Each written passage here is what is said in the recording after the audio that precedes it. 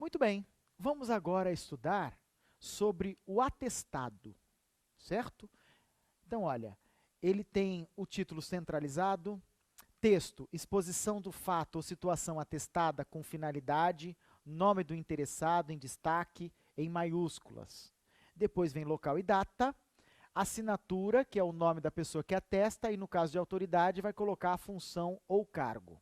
É muito importante que a gente entenda que o atestado, ele é o documento oficial que ele atesta algo. Então, olha a importância disso. É diferente de uma declaração, é diferente de uma certidão, mas a certidão e o atestado estão mais próximos do que o atestado da declaração. A declaração só declara algo.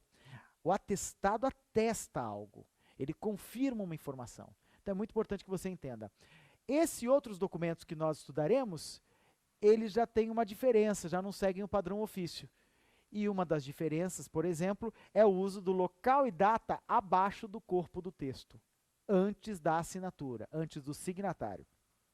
Já a declaração, vamos agora fazer o estudo da declaração. É o documento em que se informa sob responsabilidade algo sobre pessoa ou acontecimento. O título aparece declaração centralizada, ou seja, é praticamente a mesma coisa do atestado, só que com nomes diferentes. O texto, exposição do fato ou situação declarada, com finalidade, nome do interessado em destaque, em maiúscula, local e data.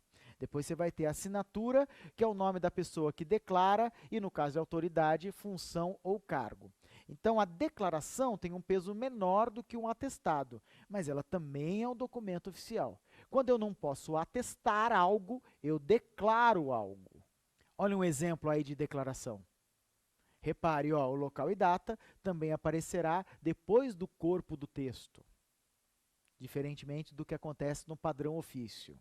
E o terceiro documento desse bloco, 13º da sequência toda, que é a certidão. Ela se aproxima do atestado no sentido da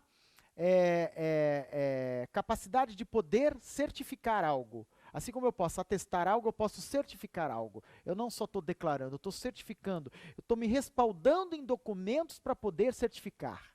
Certo? Observe o slide. Certidão centralizado.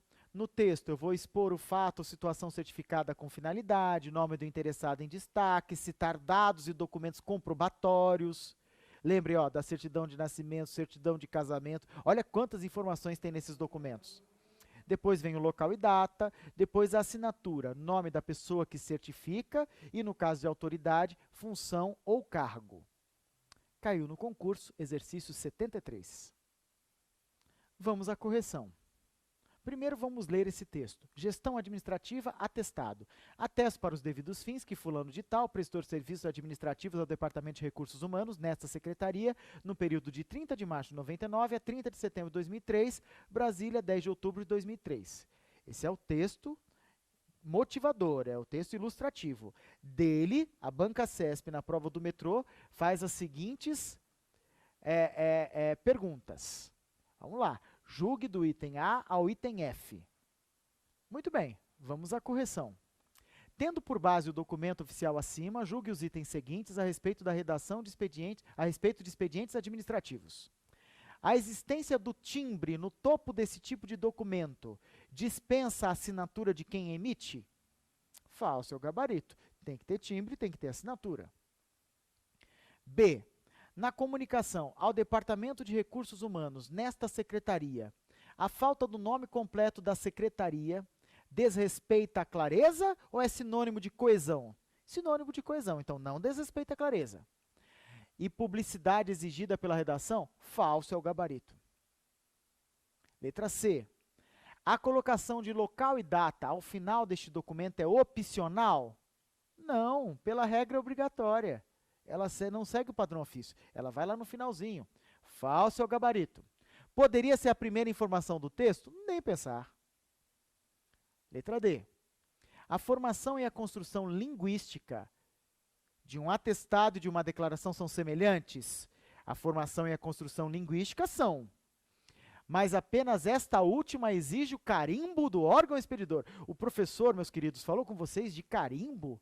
Eu falei com você que está assistindo esse DVD sobre carimbo. Não tem carimbo. Falso é o gabarito. Letra E.